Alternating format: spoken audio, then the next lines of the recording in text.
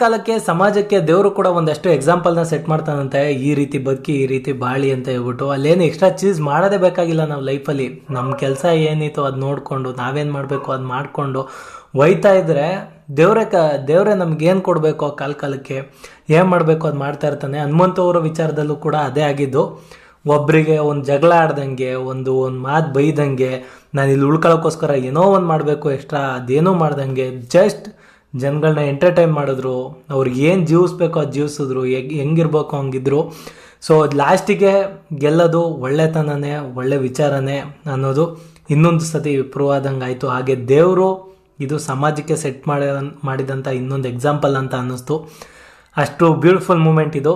ಅಲ್ಲಿ ಬಿಗ್ ಬಾಸಲ್ಲಿ ಇಷ್ಟು ದಿನ ವಿನ್ ಆಗಿರೋರಲ್ಲಿ ಏನೇನೋ ವಿಚಾರಗಳು ನೋಡಿರ್ತೀವಿ. ಆ್ಯಂಡ್ ಅವರು ಸ್ಟೇಜ್ ಮೇಲೆ ಅಟ್ಲೀಸ್ಟ್ ಫೈನಲ್ ಕಣಪ್ಪ, ಫೈನಲ್ಸು ನೀನು ಸ್ಟೇಜ್ ಮೇಲೆ ಹೋಗಬೇಕು, ನೀನು ಅನೌನ್ಸ್ ಮಾಡಿದ್ರೆ ಅಂತ ಅನ್ನೋ ಒಂದು ವಿಚಾರ ಬಂದಾಗ ಎಲ್ಲರೂ ಗ್ರ್ಯಾಂಡಾಗಿ ರೆಡಿ ಆಗಿರ್ತಾರೆ, ಗ್ರ್ಯಾಂಡಾಗಿ ಬಟ್ಟೆಗಳನ್ನ ಹಾಕಿರ್ತಾರೆ, ಎಲ್ಲ ಏನೇನೋ ಎಕ್ಸ್ಟ್ರಾ ಚೀಸಸ್ ಎಲ್ಲ ಮಾಡಿರ್ತಾರೆ. ಮಾಡಬಾರ್ದು, ಅದು ತಪ್ಪು ಅಂತಲ್ಲ.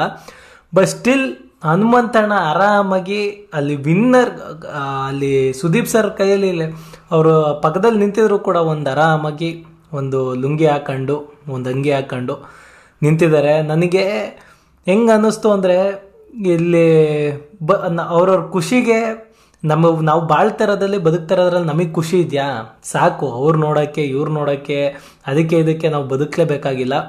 ಸೊ ತುಂಬ ಒಂದು ಪಾಠನ ಕಲಿಸುತ್ತೆ ಹನುಮಂತಣ್ಣ ಬಂದಿದ್ದು, ಅವ್ರು ಗೆದ್ದಿದ್ದು ಒಂದು ಹಿಸ್ಟ್ರಿ ಅಂತ ಹೇಳ್ಬೋದು.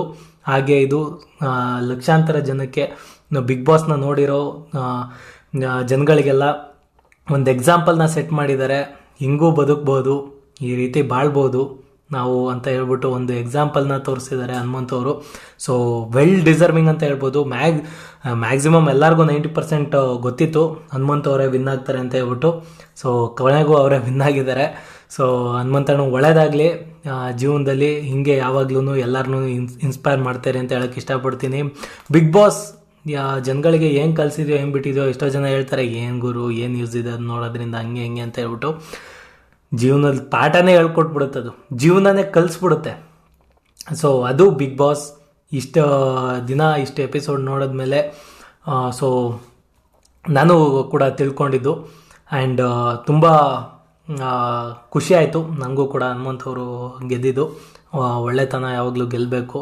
ಯಾಕಂದರೆ ಯಾರೋ ಒಬ್ಬರು ರಾಂಗ್ ಪರ್ಸನ್ ಗೆಲ್ಲೋದ್ರಿಂದ ಸಮಾಜಕ್ಕೂ ಕೂಡ ಒಂದು ರಾಂಗ್ ಮೆಸೇಜ್ಗಳು ಹೋಗ್ಬಿಡ್ತವೆ. ಸೊ ಅದು ಯಾವುದೇ ಕಾರಣಕ್ಕೂ ಆಗಬಾರ್ದು. ಹಾಗೆ ತ್ರಿವಿಕ್ರಮ್ ಅವರು ರನ್ನರ್ ಅಪ್ ಆಗಿದ್ದಾರೆ.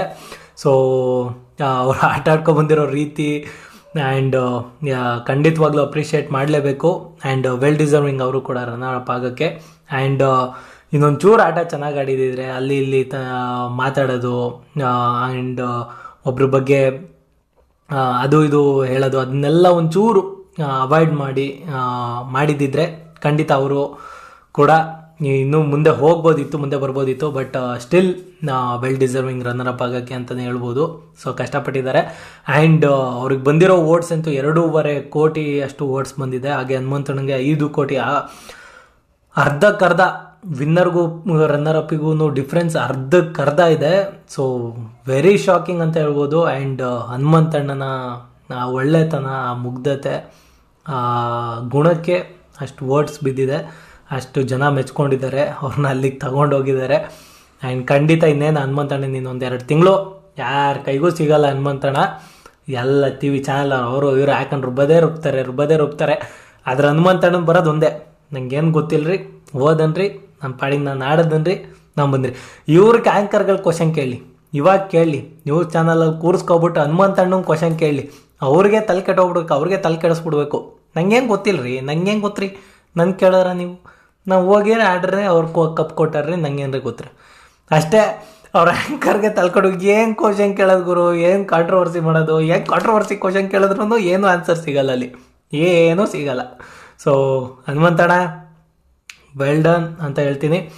ಸೊ ಬಿಗ್ ಬಾಸ್ ರಿವ್ಯೂವ್ನ ಕೊನೆ ವಿಡಿಯೋ. ಆ್ಯಂಡ್ ಹೋಪ್ ನೆಕ್ಸ್ಟ್ ಸೀಸನಲ್ಲಿ ಖಂಡಿತ ಮಾಡಿದ್ರೆ ನೀಟಾಗಿ ಮಾಡ್ತೀನಿ. ಫಸ್ಟ್ ಎಪಿಸೋಡಿಂದ ಮಾಡ್ತೀನಿ, ಇಲ್ಲ ಅಂದರೆ ಗೊತ್ತಿಲ್ಲ ನನಗೂ. ಸೊ ನೋಡುವ.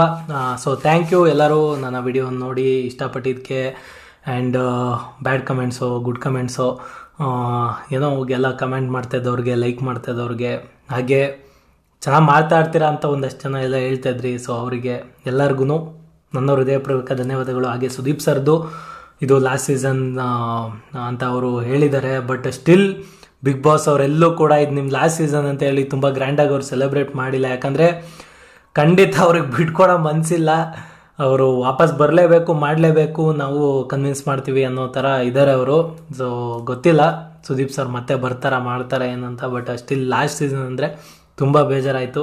ಅದು ಅವರು ಕಣ್ಣಲ್ಲಿ ನೀರು ನೋಡಿದೆ ಅಂತೂ ಇನ್ನೂ ಸಿಕ್ಕಾಪಟ್ಟೆ ಬೇಜಾರಾಗಿ ಅನ್ನಿಸ್ತಾಯಿತ್ತು. ಆ್ಯಂಡ್ ಕಂಪ್ಲೀಟ್ ಫಿನಾಲ್ ಎಪಿಸೋಡ್ ಏನಿದೆ, ಸೊ ವಾವ್ ಎಪಿಸೋಡ್ ಅಂತ ಹೇಳ್ಬೋದು. ತುಂಬ ಚೆನ್ನಾಗಿತ್ತು, ತುಂಬ ಚೆನ್ನಾಗಿ ಡಿಸೈನ್ ಮಾಡಿದರು. ಆ್ಯಂಡ್ ಪ್ರತಿಯೊಬ್ಬರು ಪರ್ಫಾಮೆನ್ಸ್ ಮಾಡಿದ್ದು, ಹಾಗೆ ಎಲ್ಲರದು ವಿಟಿಗಳು ನಾವು ಬಿಗ್ ಬಾಸ್ ನೋಡ್ಕೊಂಬಂದಿರೋದ್ರಿಂದ ಪ್ರತಿಯೊಬ್ರದ್ದು ಒಂದೊಂದು ಎಪಿಸೋಡ್ ಕೂಡ ಎಲ್ಲನೂ ಬಿಡ್ದಂಗೆ ನೋಡಿರೋದ್ರಿಂದ ಸೊ ನಮಗೂ ಕೂಡ ಎಲ್ಲ ನೆನಪಾಗ್ತೈತೆ. ಎಷ್ಟು ಚೆನ್ನಾಗಿ ಆಡಿದಾರಲ್ವಾ, ಎಲ್ಲಿಂದ ಹೆಂಗೆ ಬಂದರು, ಹೆಂಗೆ ಯಾವ ರೀತಿ ಆಯಿತು ಅಂತ ಹೇಳ್ಬಿಟ್ಟು. ಸೊ ಖಂಡಿತ ಖುಷಿ ಆಗುತ್ತೆ ಆ್ಯಕ್ಚುಲಿ ಬಿಗ್ ಬಾಸ್ನ ನೋಡಿ ಅದ್ರ ಬಗ್ಗೆ ಮಾತಾಡೋಕ್ಕೆಲ್ಲ. ಸೊ ಹೋಪ್ ನಿಮ್ಮೆಲ್ಲರಿಗೂ ವಿಡಿಯೋ ಇಷ್ಟ ಆಗಿದೆ ಅಂತ ಅಂದ್ಕೊತೀನಿ. ವಿಡಿಯೋ ಇಷ್ಟ ಆಗಿದ್ರೆ ಚಾನಲ್ನ ಸಬ್ಸ್ಕ್ರೈಬ್ ಮಾಡ್ಕೊಳ್ಳಿ, ವಿಡಿಯೋ ಲೈಕ್ ಮಾಡಿ, ಇಲ್ಲ ಡಿಸ್ಲೈಕ್ ಆದರೂ ಮಾಡಿ, ಏನಾದರೂ ಒಂದು ಮಾಡಿ ಆಗಿ ಹೋಗ್ಬೇಡಿ ಅಂತ ಹೇಳಕ್ಕೆ ಇಷ್ಟಪಡ್ತಾ ಥ್ಯಾಂಕ್ಸ್ ಫಾರ್ ವಾಚಿಂಗ್.